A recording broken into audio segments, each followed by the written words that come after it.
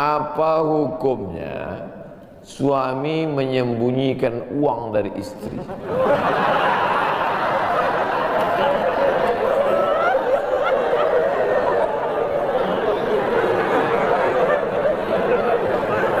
Bang, kata istrinya, bang, ini duit apa bang? Duit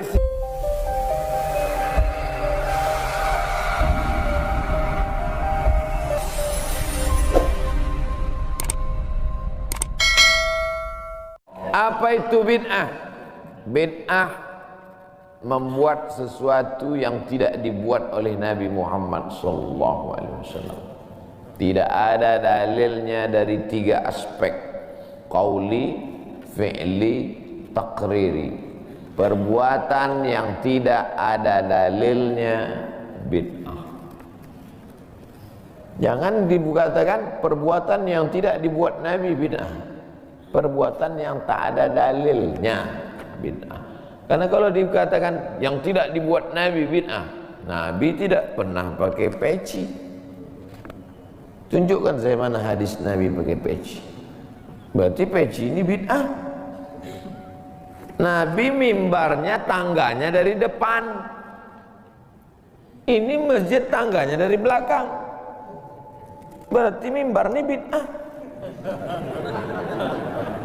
Mimbar Nabi tangganya dari depan, 3 lantai, 1, 2, 3. Jadi yang dimaksud dengan bid'ah perbuatan yang tidak ada dalilnya. Misalnya jam 12 siang ada bapak-bapak di panas terik tegak menghadap matahari. Pak, bapak ngapain? Aku mengagungkan Allah di bulan Rajab. Bid'ah itu. Karena tidak ada dalilnya sama sekali. Tapi selama ada dalilnya, tidak boleh kita katakan orang itu melakukan perbuatan bid'ah. Malam Jumat baca Yasin, kumpul 10 orang baca Yasin. Yasin wal Qur'anil Hakim innaka laminal mursalin. Bid'ah. Loh, coba lihat dalilnya. Yang dibacanya itu Quran apa Quran? Quran. Baca Quran apa pahala? Yasin itu Quran atau enggak Quran? Quran. Man qara'a Yasin fi lailatin, siapa yang baca Yasin suatu malam, asbaha maghfuran lah. Subuhnya sudah diampuni dosanya. Mestinya baca Quran itu semua, tapi karena dia enggak sanggup semua, dia pilih hati Quran. Hati Quran itu Yasin. Sentuhlah dia tepat di hatinya, dia akan jadi milikmu untuk selamanya.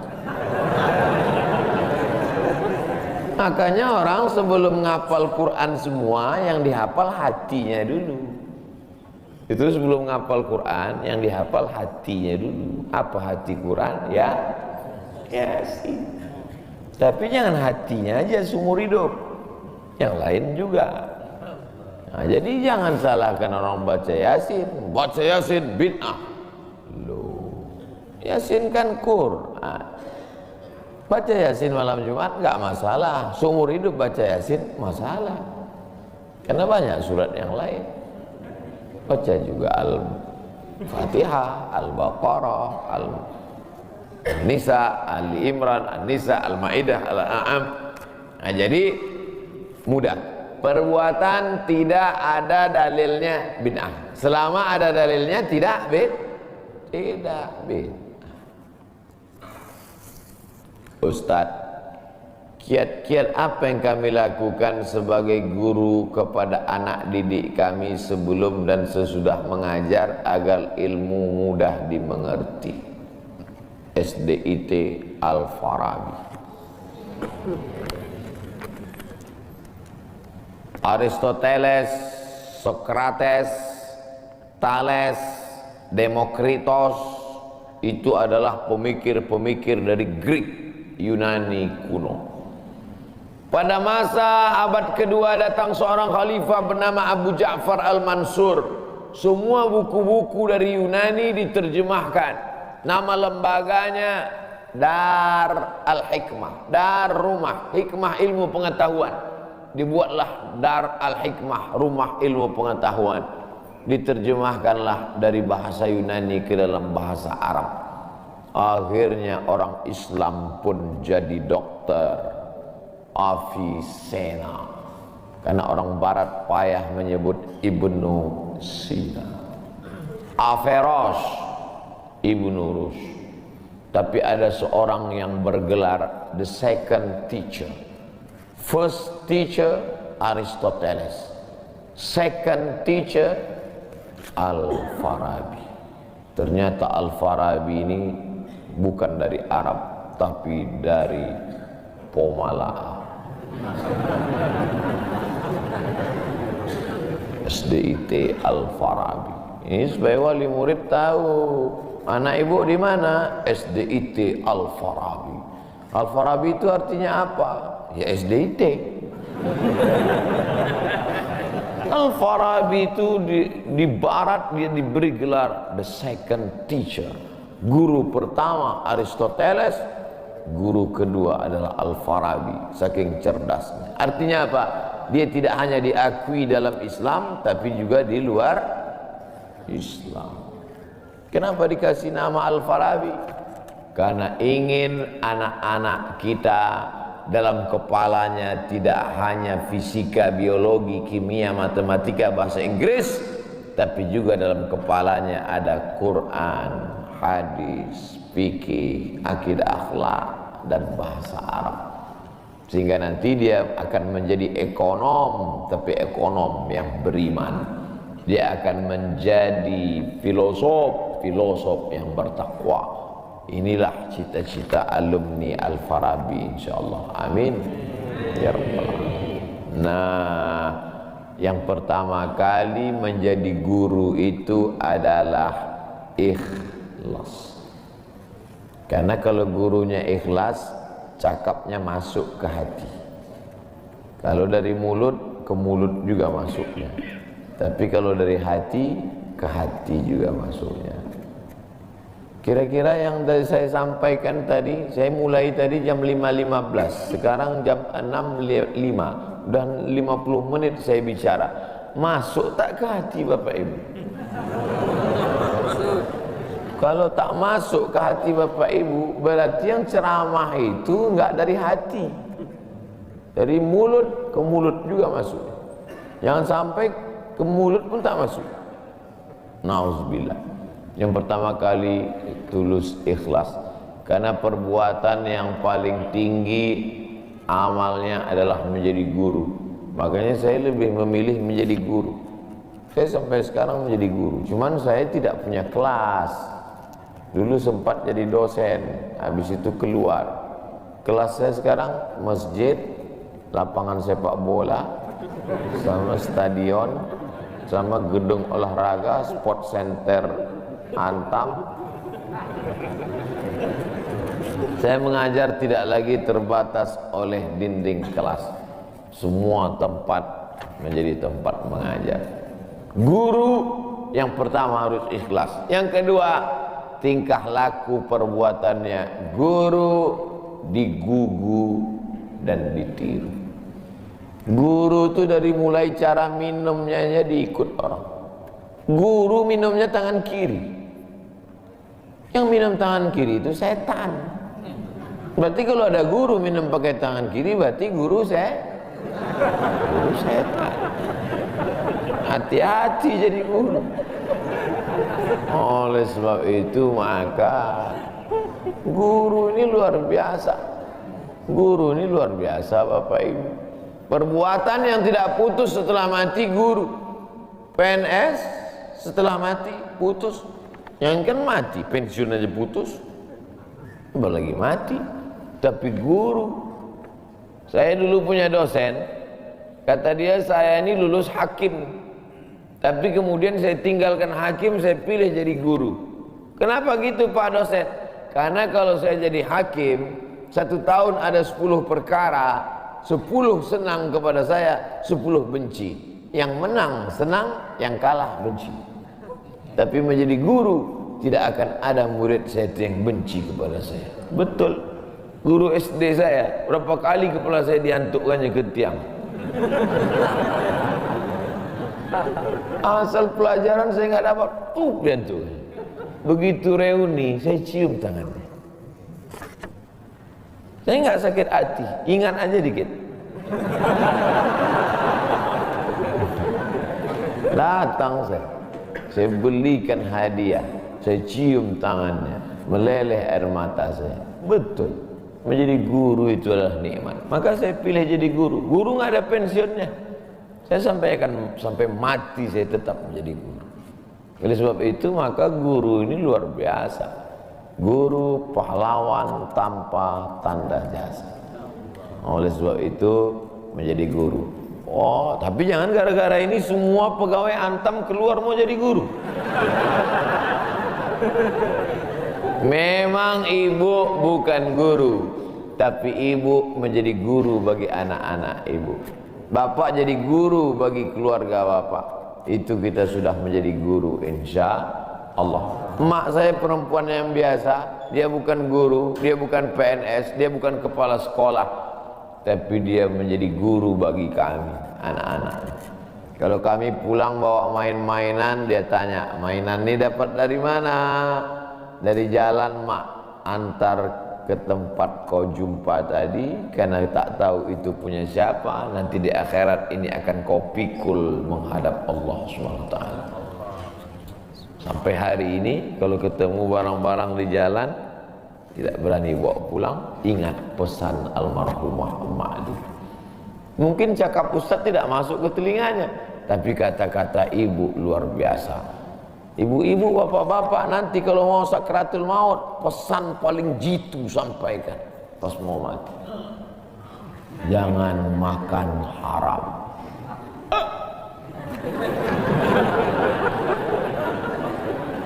Luar biasa itu, mereka berkesan. Sampai anak cucu akan mereka sampaikan. Nenekmu dulu ketika mau mati pesan terakhirnya, jangan makan. Baru sebut la ilaha illallah. Pertama, ikhlas. Yang kedua, perhatikan tindak tandukmu, kau dikuku dan ditiru. Yang ketiga, insya Allah bangkitkan semangat, karena setelah kau mati akan mengalir pahalanya. Abdul Somad kalau mati meninggal dunia, setiap bulan Rajab, bapak-bapak, ibu-ibu, anak-anak bapak, cucu bapak, ibu yang hadir-hadir nih, anakku yang kecil, setiap bulan Rajab mereka beramal. Abdul Somad sudah mati dimakan cacing tanah di Pulau Sumatera, di Riau, pahalanya tetap mengalir. Dari mana? Dari Pomala. Bismillahirrahmanirrahim. Assalamualaikum Ustaz. Waalaikumsalam. Apa tips cara meraih kesuksesan yang berkah di masa muda?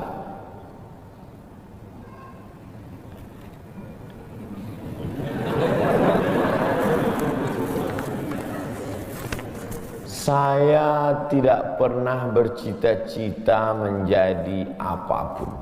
Cita-cita saya dulu cuma satu, bagaimana membahagiakan orang tua. Itu saja. Ya Allah, aku sekolah, tak tahu dulu pulang mau jadi apa, yang penting bisa membahagiakan orang tua. Itu saja. Jadi setelah itu sampai, ya sudah, bisa menyenangkan hati orang tua, bisa, itu saja. Maka saya sampaikan di kampus-kampus kepada mahasiswa, kalian kalau belum bisa membahagiakan orang tua, jangan menyusahkan orang tua. Ini kadang baru ngelihat namanya aja di HP dah kumat darah tinggi emaknya. Kalau belum bisa membahagiakan dia, jangan menyusahkan dia.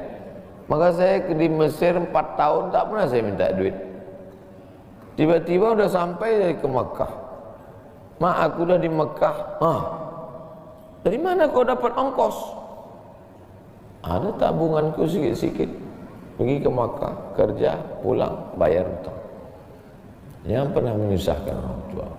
Oleh sebab itu cita-citanya yang pertama mencari ridha Allah. Ridallah fi ridal walidain wa sukhutullah fi sukhutil walidain.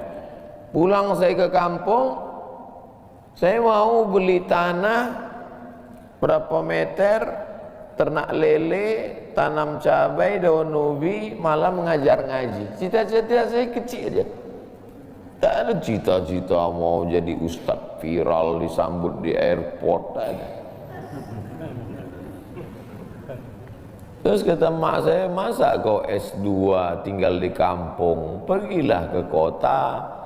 Akhirnya saya menghonor jadi dosen, siang jadi dosen, malam ceramah di masjid, direkam, diupload, khutbah diupload, like and share, akhirnya viral. Diusir beberapa kali, makin viral. Dibully, makin viral. Akhirnya yang membuli saya taubat sekarang. Ini orang makin dibully makin viral. Udah kita diamin aja lah. Itu semua itu kerja kita atau kerja Allah? Kerja Allah. Kerjakan kerja kita, urusan Allah biar Allah yang ngurus. Kita hidup ini sama macam bawa pancing. Kita tugas kita ambil bambu, pasang kail, cari cacing, letakkan. Masalah ikannya datang tak datang itu urusan Allah. Ini kadang banyak orang ngurus urusan Allah yang dia urus. Urusan Allah yang kau urus. Kata Allah, yang mendatangkan ikan ini urusan aku. 10 pancing pasang, itu urusan kita. Tarik pancing satu, cacingnya hilang. Cari pancing satu, kailnya hilang. Cari pancing satu, talinya hilang. Yang ke-10, bambunya hilang. Marahkah kita? Tidak. Karena urusan kita sudah selesai. Serahkan urusan Allah. Pulang ke rumah, rupanya Allah mau kasih kita bukan ikan mentah tapi ikan masak. Banyak orang terlalu berpikir hidup ini kau buat saja urusanmu, urusan Allah. Urusanmu berangkat dari rumah kerja, masalah hasilnya urusan Allah. Berapa banyak orang bekerja tapi tak dapat apa-apa. Betul?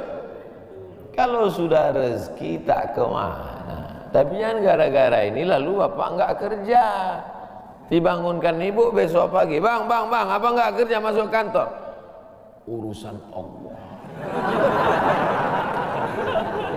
Kalau ada suami ibu seperti itu, ibu jangan marah, biarkan aja. Nanti jam 12 dia bangun, dia lapar, dia tengok, mana makanan? Ibu jawab, urusan Allah. Harus ada usaha dan ikhtiar. Pertama, niat cari ridha Allah. Kedua, senangkan orang tua. Ketiga, berusaha. Setelah itu, tawakal Allah. Hidup jangan susah.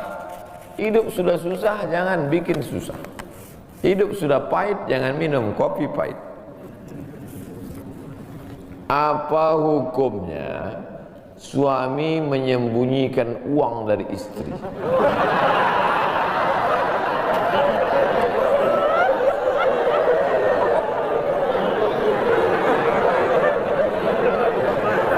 Bang, kata istrinya. Bang, ini duit apa bang? Duit sial. Oh, duit sial, udah kusembunyikan kau dapat juga.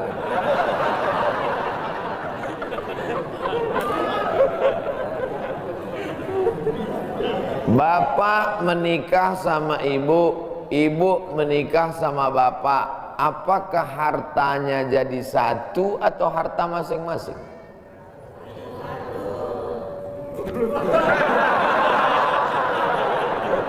Mereka mau hartanya jadi satu dan bapak ketakutan. Itu yang saya baca.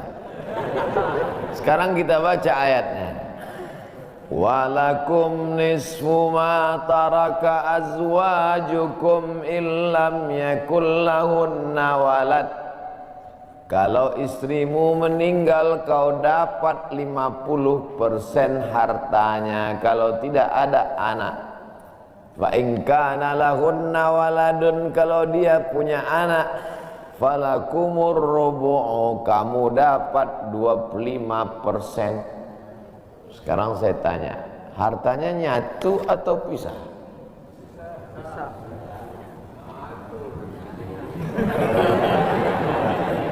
Memang kalau belum sarapan susah nangkap. Saya ulang sekali lagi. Walakum nisfu ma taraka azwajukum. Hai para suami, kamu dapat setengah harta istrimu kalau tidak ada anak. Fa in kana lahunna waladun, kalau ada anak kamu dapat 1/4. Artinya hartanya misah. Harta bapak beda, harta ibu beda. Ibu kerja, punya kebun, punya tanah, punya speedboat, itu harta dia. Bapak punya usaha, harta bapak. Meninggal ibu, 50% untuk bapak.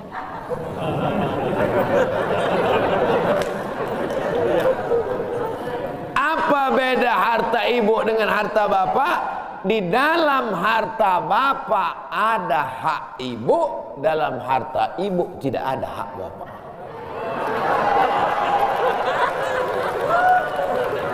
Takbir. Saya ulang sekali lagi. Ibu menikah dengan bapak, bapak menikah dengan ibu, ibu bawa harta, bapak bawa harta. Bedanya apa? Dalam harta bapak ada hak ibu, dalam harta ibu tidak ada hak bapak. Kenapa dalam harta bapak ada hak ibu? Karena bapak wajib memberi nafkah. Kewajiban bapak 5. Pertama, kasih makan. Kedua, kasih pakaian. Ketiga, kasih tempat tinggal. Keempat, kasih pendidikan. Kelima, kasih perhatian. Lebih dari yang ini, itu bukan milik mereka lagi.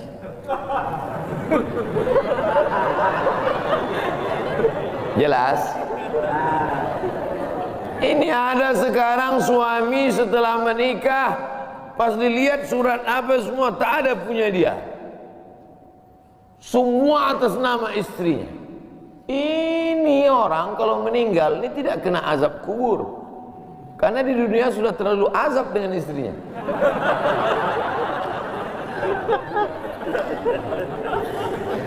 Dari yang saya sampaikan ini jelas tentang pembagian batasan-batasan harta, jelas? Jelas. Jadi tidak serta-merta setelah menikah, jangan mau anak perempuan kita ditipu laki-laki. Istriku, mana surat mobilmu, mana surat tanahmu, tadi kita sudah akad nikah, semua hartamu, milikku, surgamu di bawah tapak kakiku.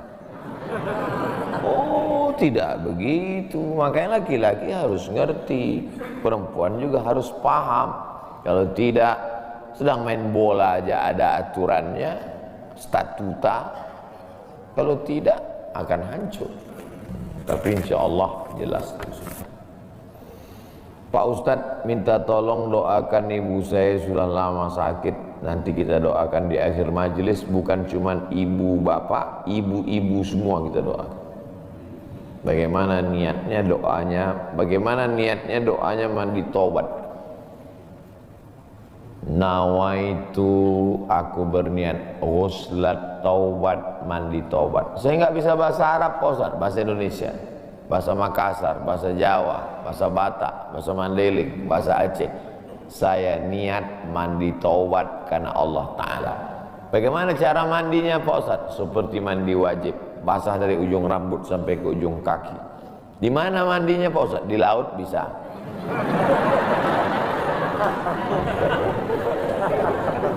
Kolaka ini 30% saja daratan Pak Ustadz, yang 70 adalah lautan.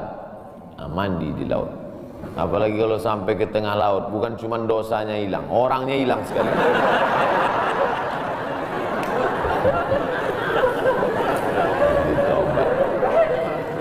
Setelah mandi taubat, solat sunat taubat, usolli sunnatat taubat raka'ataini lillahi ta'ala. Ayatnya bebas.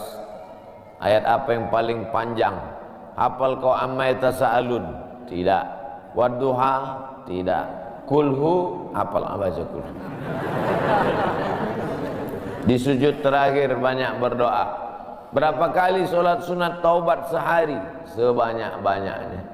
Kami dulu dipesankan guru kami, pagi sholat sunat taubat, siang sholat sunat taubat, petang sholat sunat taubat, sebanyak-banyaknya sholat sunat taubat, sholat sunat taubat, sholat sunat taubat, sholat sunat taubat.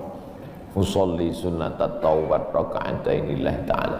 Ma min muslimin yuznibu dzamban, ada orang yang silap salah berbuat dosa, summa yatatahhar, bersuci, berwudu, mandi taubat, summa yusolli raka'ataini, sholat sunat 2 rakaat, summa yastaghfirullah, minta ampun kepada Allah, illa ghafarallahu lah, Allah mengampunkan dosa-dosanya.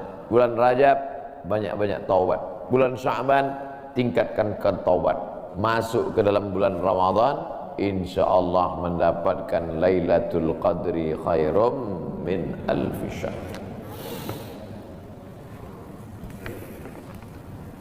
Semoga Ustaz senantiasa diberikan Allah kesehatan. Amin. Saya dari Medan.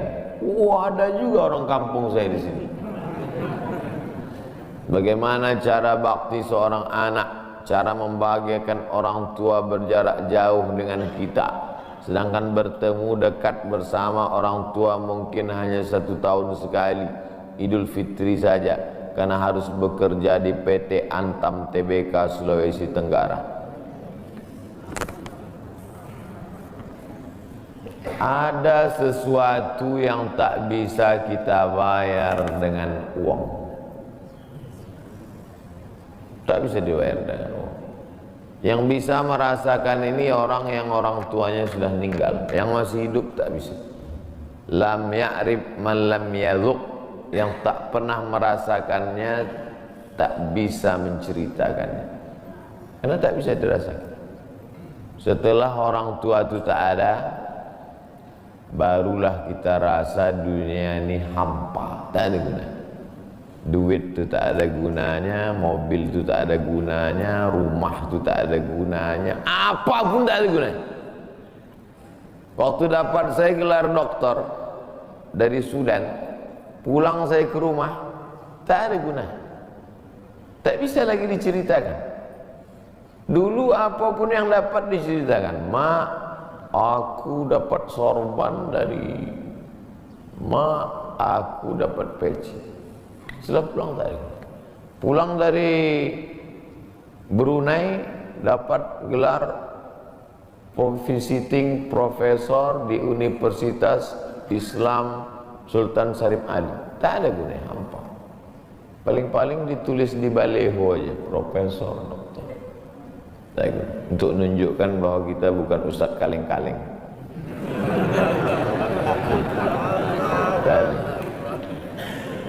Nanti setelah dia tidak ada, barulah kau cari mana kain yang pernah dia pakai dulu, mana sajadah yang dulu dia pakai waktu sholat, di mana dia dulu sering duduk.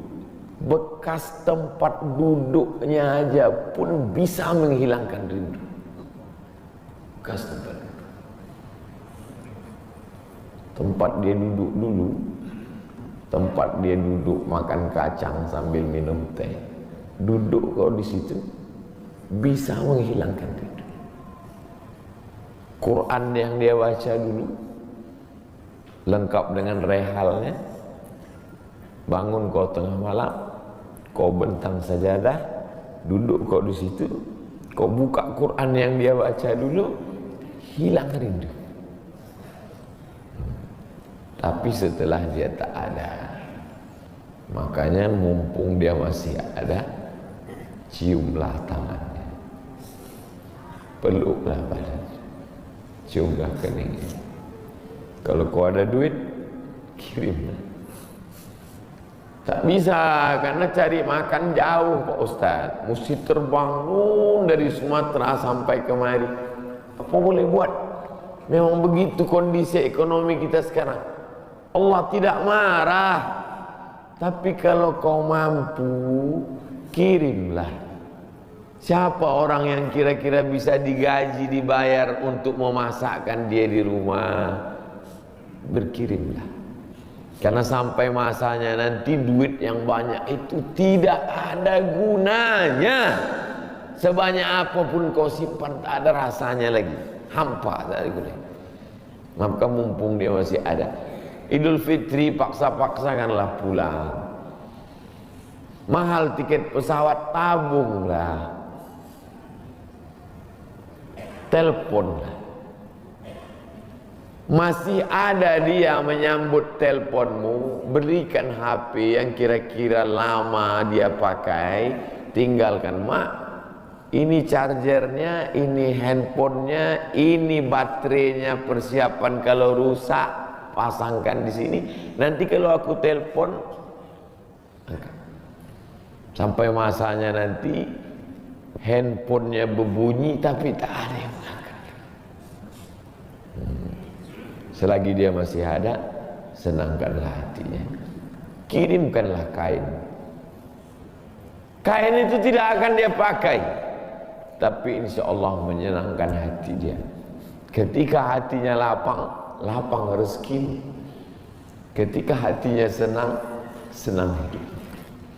Tapi kalau sudah hatinya sempit, meleleh air matanya, rindu karena tak pernah kau telepon, disitulah awal azab Allah datang. Kau akan berenang dalam kesengsaraan. Mudah-mudahan Allah mengampuni dosa kita semua, dosa ibu bapa. Ala hazihi niyah al-fatihah. A'udzubillahi minasyaitonir rajim. Bismillahirrahmanirrahim. Alhamdulillah rabbil alamin. Ar-Rahmanir Rahim. Maliki yaumiddin. Iyyaka na'budu wa iyyaka nasta'in. Ihdinas siratal mustaqim. Siratal ladzina an'amta 'alaihim ghairil maghdubi 'alaihim waladdallin. Amin. Rabbana ighfir lana dzunubana, ampunkan dosa kami ya Allah. Wali abaina, ayah kami ya Allah. Melepuh kulitnya untuk menyekolahkan kami, tak dapat kami balas budi baiknya ya Allah. Wali ummahatina, ummah kami, 9 bulan 10 hari kami dikandungnya, 2 tahun kami disusukannya, mengalir darahnya dalam badan kami, tak dapat kami balas. Tak dapat kami balas kebaikannya, sekali teriakannya saat mengeluarkan kami ke alam yang fana ini. Tak dapat kami balas kebaikannya ya Allah. Kalau dia masih hidup, sahih jasadaha, sehatkan badannya. Qawi imanaha, kuatkan imannya. Ar-rahmazuk hal istiqamata, berikan dia istiqamah dalam iman dan Islam. Kalau dia sudah meninggal dunia, lapangkan kuburnya ya Allah. Nawwir qabraha, terangkan makamnya ya Allah. Allahumma ja'al qabraha radatan min riyadil jinan, jadikan kuburnya salah satu dari taman-taman surga. La taj'al qabraha hufratan min hufarin niran, jangan jadikan kuburnya salah satu dari lubang neraka ya Allah. Allahumma ja'al abana'ana barina liwalidiha, jadikan anak-anak kami anak-anak yang berbakti kepada orang tua. Allahumma hafazhum min kulli su' wa syarr, jaga anak-anak kami dari segala perbuatan maksiat dan dosa ya Allah. Rabbana zalamna anfusana, kami sudah banyak buat silap salah dan dosa. Wa illam taghfir lana, kalau kau tidak mengampuni dosa kami, wa tarhamna, kalau kau tidak merahmati kami, lanakunanna minal khasirin, sudah lama kami jadi orang-orang yang rugi. Allahumma ja'alna minat tawabin, jadikan kami orang yang bertaubat di bulan mulia ini ya Allah. Wa ja'alna minal mutatahhirin, jadikan kami orang yang mensucikan hati. Wa ja'alna min ibadikas salihin, jadikan kami hamba-hambamu yang salih.